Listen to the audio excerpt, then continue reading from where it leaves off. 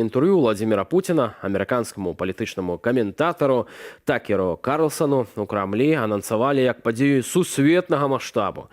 Сам Карлсон абяцаў адкрыць амерыканцам вочы на праўду, якую ад іх нібыта старанна хаваюць.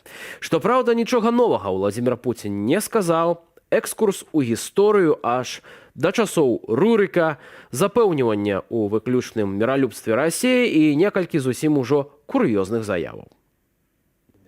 У пачатку інтэрв'ю Уладзімір Пуцін прадэманстраваў веды ў гісторыі вялікага княства літоўскага і Рэчы Паспалітай. Паводле яго, княства называлі літоўска-рускім, бо там нібыта жылі пераважна расейцы, размаўлялі па-расейску і былі праваслаўныя. Пра беларусаў і пра мову статуту ВКЛ гаспадар Крамля не згадаў. Наконт вайны, якую сам жа развязаў супраць суседняй дзяржавы, сказаў, што яна можа скончыцца праз некалькі тыдняў, калі Амерыка перастане пастаўляць зброю ўкраіне. На пытанне, ці будзе ён нападаць на краіны НАТО, Польшчу або Латвію, прэзідэнт Расіі заявіў, што там няма расійскіх інтарэсаў. Разважаючы пра падзеі Другой сусветнай вайны, расійскі прэзідэнт зблытаў Шушкевіча і Шухевича. Яшчэ одну оговорку покинем без комментара. Коллеги во Франции и в Германии говорили, ну как ты себе представляешь, как они будут подписывать договор с пистолетом, приставленным к голове, к виску. Надо отвести войска от Минска. Ну хорошо, мы отвели войска от Минска. Как только мы отвели, извините, от Киева. Зрэшты, часам у размове з Карлсонам Пуцін быў даволі шчыры. Напрыклад, прызнаў, што Расія дасюль не дабілася сваіх мэтаў ва ўкраіне. Віталь Цыганкоў, палітычны аглядальнік, вядоўца праграмы «Двубой» на Белсаце ўжо ў нашай студыі. Вітаю. Добрый вечер. Як бачым, не толькі Лукашенко, але і Владимир Путін паказаў сябе знаўцам гісторыі. Як можна было прачытаць гэтую 30-хвілінную фактычна лекцыю по гісторыі? Ну, Лукашенко у нас ён прафесійны гісторык, як ён сцвярджае, ну а Путін аматар гісторык, але відаць, это его адна з найбольшых такіх страсцяў, яго просто пастаянна цягне на гісторыю, на мапы, на розныя стагоддзі.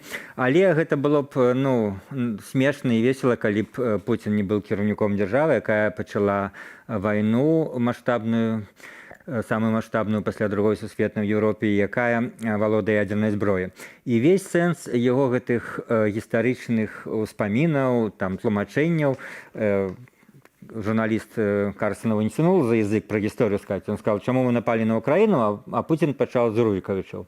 То бок, адказваючы на это пытанне, ён тлумачыць, чаму яны напалі на Украіну. Таму, што вся гэта гістарычная яго, скажем так, успамін прыводзіць да таго, што Украіны ніколі не было, тут паўсюль была толькі Расія, тут былі толькі рускія, а украінцы заўсёды былі часткай, і ВКЛ таксама было рускай дзяржавай, і гэтак далей. І то бок весь гэты экскурс у гісторыю толькі для таго, каб даказаць, што мы мелі права заваяваць Украіну, паколькі гэта наша, гэта ўсё рускае. І это сапраўды гучала і дастаткова, з аднаго боку, страшна, уже раз мы ведаем пра наступствы такіх гістарычных, скажем, экскурсаў Пуціна. А з іншага боку, гэта дае падставам меркаваць, што сапраўды далей будзе з улікам таго, што калі Пуцін будзе заставацца ва ўладзе, то гэтыя ягоныя погляды, яны ўжо не зменяцца ніяк. Адначасова з тым, калі паглядзець на гэтыя ўсе маніпуляцыі фактамі, таксама хлусню, ён жа аматар гісторык, памыліўся з днём нараджэння, напрыклад, бацькі Владзіміра Зеленскага. Ці можна звярнуць увагу на нейкія факты, на тое, што сапраўды мае нейкае значэнне і мае сэнс, што можа выдаць планы Пуціна на будучыню?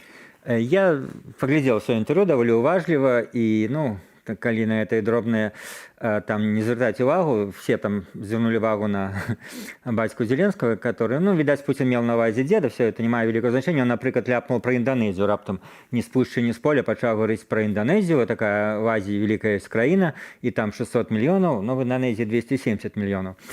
Там вось такія штучкі былі. Але галоўнае, што сапраўды істотнае, што мне здаецца, ён гаварыў, гэта фактычна месседж на захад, месседж, перш за ўсё ЗША і всему захаду, што вы бачыце, што давайте дамаўляцца, давайте нас прымаць такімі, якія мы ёсць, Путин сказал, что немагчыма Россию перамагчы на поле боя, то бок мы не саступим, мы будем, так сказать, воевать. И навошта вам воевать, калі все равно нас немагчыма перамагчы, давайте дамаўляцца на тым узроўні, які ёсць. То бок на самой справе ввогуле, як вся гэта расійская, ну скажем, информационная сфера, российские телеграм-каналы, як яны захоплена ўспрынялі прыезд Карлсона і інтэрв'ю, яшчэ да інтэрв'ю. Это кажа про тое, што вось няма ніякага такога жадання воеваць там з Захадам да апошняга рускага. У іх ёсць жаданне, вось гэта пакрыжана, каб Захад, як старэйшы брат, а ў іх традыцыйна ёсць перад Захадам такі комплекс непаўнавартасці і комплекс таго, што ў іх няма такіх дасягненняў ні ў чым. То каб Захад прызнаў іх за роўных, сел з імі і прызнаў іхняе права панаваць на гэтай постсавецкай прасторы. Фактычна, гэта, канешне, не было новае, але гэта было даволі цвёрда сказана, што навошта вам абараняць Украіну воеваць, прызнайце нашы правы, прызнайце, што мы за гэтыя правы будзем воеваць да апошняга і сядьце з намі за стол перамоваў. Дарэчы, наконт Такера Карлсона, ён кансерватыўны журналіст і палітычны аглядальнік, і некалькі гадоў ён быў зоркай амерыканскага тэлеканалу Fox News, дзе вёў вечаровае палітычнае шоу, але летась яго звольнілі неафіцыйна ў сувязі з судовым пазовам супраць тэлеканалу за рэпартаж Такера, у якім гаворыцца пра нібыта фальсіфікацыі на прэзідэнцкіх выбарах США 2020 года. Маўляў, у Дональда Трампа скралі перамогу. Давайте паслухаем меркаванне эксперта і вернемся на размову.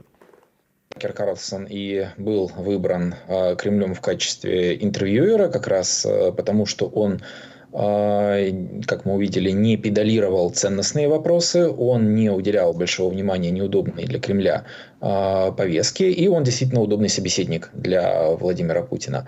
Я думаю, что аудитория Такера Карлсона, конечно, воспримет это интервью более комплиментарно, и фанаты Такера Карлсона, которых в США довольно большое количество, конечно, еще долго будут сыпать цитатами из этого интервью в Твиттере и в других социальных сетях, но какого-то принципиального отклика в американской политике я не думаю, что следует ожидать.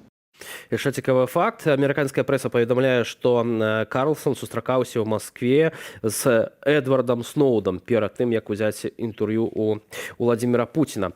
Разам з тым, вяртаючыся да гэтага інтэрв'ю, прэзідэнт Расіі, я маю на ўвазе, заявіў пра тое, што вайна з Украінай можа вельмі хутка скончыцца, нават праз некалькі тыдняў, толькі каб Захад перастаў узброіваць Кіеў.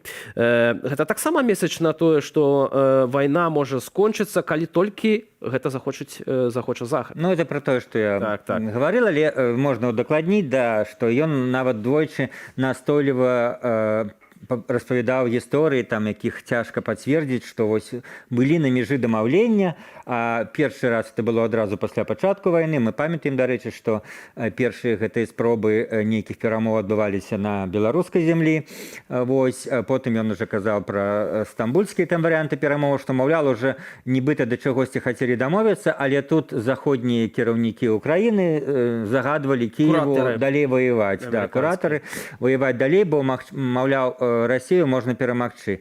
І, ну, объективно кажучы, тут я бы не стал так уже однозначно сцвярджаць, что Путин кажа неправду.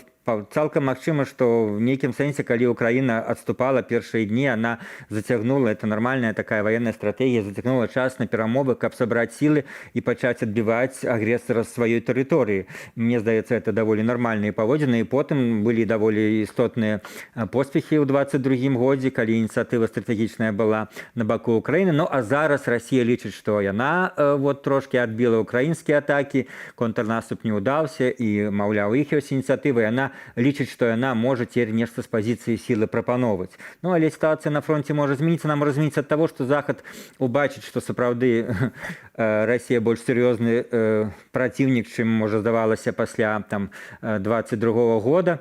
Вось, і зразумее, што трэба все-таки больш даваць дапамогі Украіне, і сітуацыя зноў можа пераламіцца, і все гэтыя прапановы Пуціна, яны зноў апынуцца, ну, скажем, неадэкватныя в тым сэнсе, што Украіна захоча большага. Але калі Расія будзе, ну, скажем, развіваць нейкі поспех на фронте, то цалкам магчыма, што, ну, нейкі варыянт перамовы будзе все больш гучаць у заходніх сталіцах. Але то, што ён абяцае не нападаць на Польшу і на Латвію, што гэта яму не патрэбна, можна верыць? Ну, можна верыць, пакуль няма падставаў ніякіх на дадзены момант інтэрв'ю, ні войскаў там, ні сілы ў Расіі, але калісьці не было падставаў для нападу на Украіну, яны не былі гатовыя, яны рыхтаваліся вот апошнія там гадоў 10, а хто кажа, можа і 20. Так што в дадзеным выпадку, ну, ён смела так можа гаварыць, але хто ведае, якія будуць, ну, скажем, апетыты альбо неадэкватныя сітуацыі в яго галаве. Дзякуй вялікі за гэтую размову. Віталь Цыганкоў, палітычны аглядальнік, а таксама аўтар праграмы «Двубой» на Белсаце.